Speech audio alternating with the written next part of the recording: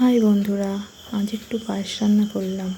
তোমরা সবাই কম বেশি পায়েস রান্না করতে জানো, তবুও আমি কেমন করে পায়েসটা রান্না করলাম সেটাই তোমাদের সঙ্গে শেয়ার করলাম।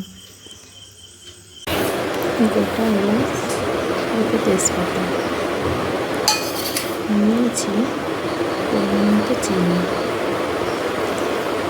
চিনিটা নেবো 4 জন গেলে। তারপর নিয়ে নিয়েছি কিছুটা পরিমাণ কিশমিশ আর কিছুটা পরিমাণ কাজু, গুড়ের বাতাসা।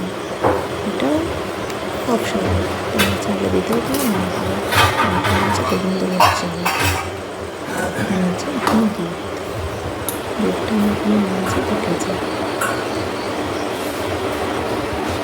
এরপর চালটা ভালো করে ধুয়ে নিয়ে এতে খানিকটা ঘি মিশিয়ে নেব। ঘিটা মিশিয়ে নেওয়ার পর খানিকক্ষণ রেখে দেবো ঘিটা দিয়ে।